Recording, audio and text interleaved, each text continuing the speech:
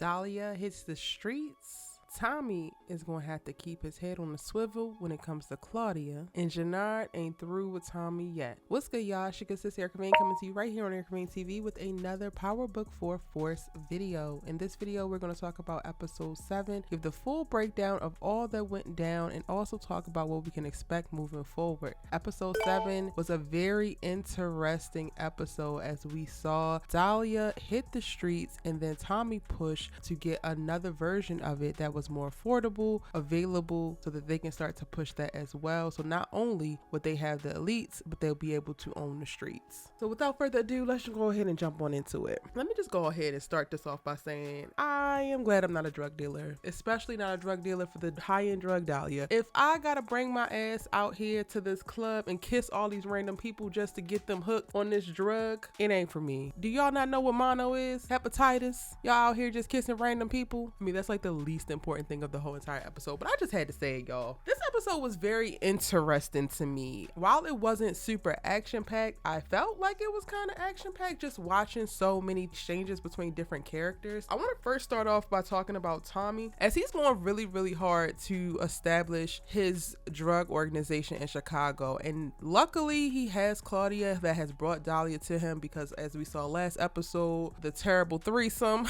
the trifling threesome voted him out and, you know, wind up buying his product from him, thinking that put him out of the game, and then he was able to fall back with this. But in this episode, Tommy realizes that he, or at least gets a peek, that he can't actually trust Claudia. And I want to take a moment to really talk about Claudia, because I feel like she's more dangerous than we even give her credit for, and not in a oh she gonna kill somebody kind of way, or oh she gonna double cross Tommy in a kind of way. I feel like she's dangerous because she's dumb. Full stop. I feel like she's dangerous because she's more interested in stunting on her family than she is about standing up an organization that's actually going to be able to be stable. I think that she's dangerous because she's more so focused on sitting at the top of a product, of a company, of a criminal organization that is pushing a product that is giving elite designer drug steez versus making sales. She's dangerous. In this episode, she proved to be a liability once she crossed the line and sent one of their little runner girls, courier girls, to go make sure Vic got a hit of this drug. And she did that only to stun on her family. I 100% believe that. And that's why she did it behind Tommy and Liliana's back. The girl is going to definitely be a problem. She doesn't even handle the way her family is moving. Like in this episode, Walter put some guys on her as protection after he hit the Serbs last week, and he's trying to clean up the mess that Vic made when working with Tommy and going up against the Serbs. She ain't paying attention to the fact that these dudes are following him. Tommy winds up having to lay these dudes out because he don't know who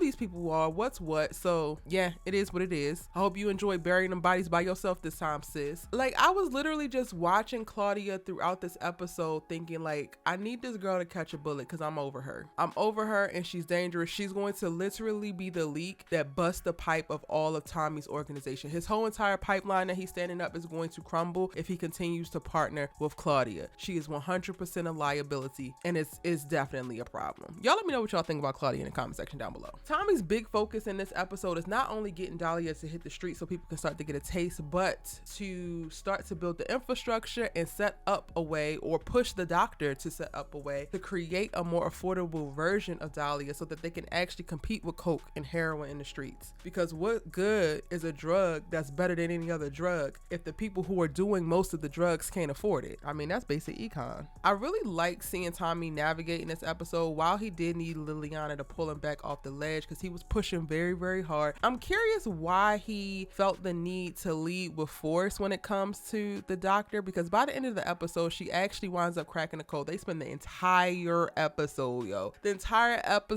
pushing this lady to come up with a molecular structure that's stable, that is a cut version of this elite DHALIA drug, and it looks like she's not going to do it up until the very last moment, because every single time that they tried, they failed. And it was interesting to me why he actually led with force. I'm just like, at any moment this girl's gonna be like, I need to run. But the doctor ain't checking for that. The doctor, all she really wanted was to make sure that she ain't lose her job, so she got a cover, and she ain't lose her man that's been brewing. She got a third date that she want to make it to. And you know what, sis, I ain't even gonna knock you, because dating is hard out here in these streets, especially in 2022. And I'm so glad glad that Tommy let them go on a date. I mean, Liliana, you could have sat at the table, you know, across the way, but I mean, I guess they let him go on a date. This episode was very interesting. It was an eclectic mix of things happening, but it definitely held your attention. As I mentioned, they come up with this affordable version of Dahlia, and by the end of the episode, the doctor is no longer like there by force, but like now she's 100% in. The fact that she was able to overcome this feat of actually making the drug at a better price point, still stable, still pretty much irreplicable. You know, she was brushing her shoulders off a little bit, and now she's all the way in. And I think that Tommy 100% can move forward with Liliana and the doctor and drop Claudia's ass, because he gonna need to. Vic in this episode spends most of it reeling because Gloria decides to run off to wherever she ran off to. Sis is shooting back using her Marines background while Vic is ducking behind a car last episode, and then this episode he's waking up in her apartment to her being gone because they need some space and they will always be up under his family and she can't deal with it. I don't know what Vic and Gloria got going on, y'all, but I wish they either stop it or be all the way in, because the back and forth is getting on my nerves. What about y'all? He is literally reeling because I guess Gloria is all he needs in his life to succeed and breathe. He takes a moment and literally lashes out at his father because of it, and I think that that's just the setup to see him continue to spiral, but we're gonna have to see because we don't get to see much from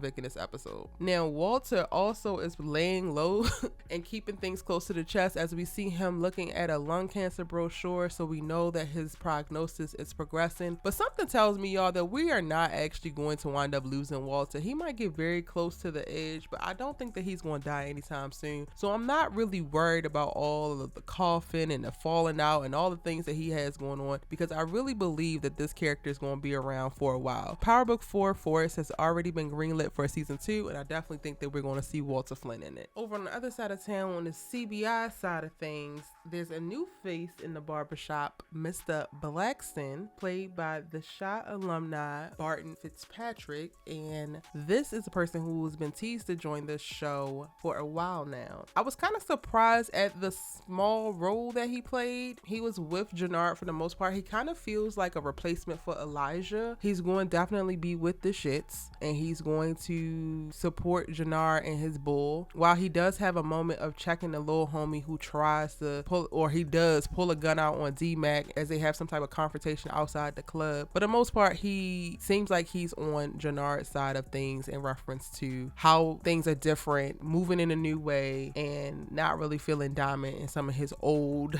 antiquated ideas. If we were Jenard, that's how he would describe it. So yeah, he didn't really do much in this episode, so there's not really a lot to speak on. I really feel like he is similar to what Elijah's character was, but we got a little bit more from Elijah by way of dialogue. He does support Jenard when Jenard goes to make the connection with cousin Buddy as they start to branch out, even though Diamond literally explicitly says that he does not want to expand into Gary, Indiana. The little homies present this opportunity to be able to move product out there with his family. Diamond pretty much shoots the idea down immediately, and Jenard and Blackson go behind his back to still establish it. And I don't know what kind of gangster criminal drug intuition Jenard got, but everything about cousin Buddy says no. Everything about cousin Buddy says you don't need to be in business with this man, and he's still going to do business with this man, and it feels like it's going to be a problem. Like, y'all know from the breakdowns that I've been doing thus far this season, Jenard is definitely a hater for no damn reason at all, and I don't think that he is as good as this at this criminal life as he think he is. He just looks good doing it. But okay, sir, go off. In addition to setting up this additional extension of CBI that's going to go into Gary, Indiana, Jenard stays busy this episode sleeping with one of the carriers after getting super high on Dahlia and needing to get in, bringing Dahlia back to Diamond and like, yo, we need to be up on this drug and figure out what's going on, and also deciding that he is going to put a hit out on Tommy or kill Tommy himself that night. So he needs D-Mac to go ahead and find them. Now, in an interesting turn of events, D-Mac decides to track down Tommy and warn him that there's heat coming versus hit Jenard like he's supposed to once he actually locates Tommy. And at this point, I'm just like, D-Mac, can you go talk to your father, baby?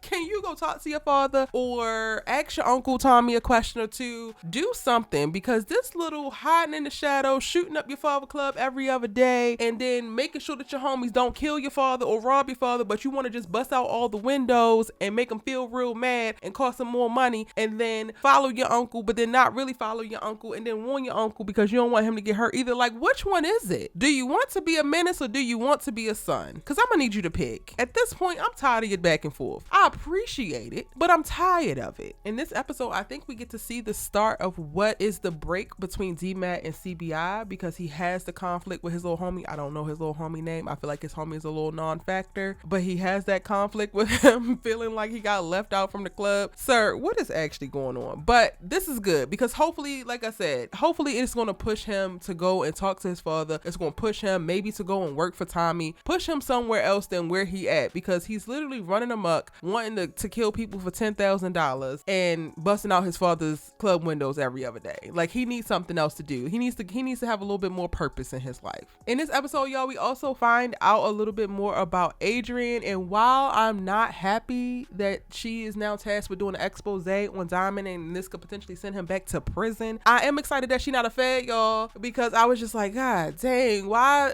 the curly sister gotta be a fed? But she not a fed, she's just a journalist, and initially she was doing one story and now the story has shifted to be completely about Diamond, and I think that she is going to try to get him out of it in some way, because it does feel like she's actually falling for him, and I'm totally here for it. The scenes with Diamond and Adrian together are steamy, okay, and I'm totally here for them. Their chemistry is utterly amazing. Diamond needs somebody because clearly Jenard has lost his damn mind, is being half of a brother and lackluster loyal at best. I'm gonna need Diamond to cultivate some more friends. I'm gonna need Diamond and Adrian to figure it out and get on the same page, and I'm gonna need Diamond to be able to make nice with Tommy, because Tommy got his back way more than his brother ever will. Speaking of which, Diamond actually confronts Tommy, not knowing that Tommy's behind DHALIA, but confronts Tommy about DHALIA and if he knows anything about it, and it's so interesting how this whole scene plays out. I'm interested to see if in the next few episodes, if Tommy is actually going to reveal this to Diamond, and if he does, what does this look like for CBI? At some point, y'all, I really believe that CBI is going to have to split, because whether Tommy is in the picture or not, Jenard just does not respect Diamond, what he has done, what he thinks, and how he moves, and there can't be too many chefs in the kitchen. All right, y'all, that is my full breakdown of episode 7 of Power Book 4. I know it was a little bit all over the place, but so was the episode, but I thought it was a really good one. Honestly, I was very engaged while watching it. Let me know what your thoughts are in the comment section down below. Actually, drop all your thoughts, theories, and predictions in the comment section down below. I got my preview video for episode 8 coming very, very soon. If you're new here, go ahead and hit that subscribe button, turn on your bell notifications so that you don't miss out on any of my Power Book 4 coverage. It's your good sis, Erica Bain, and I'll see you in the next one.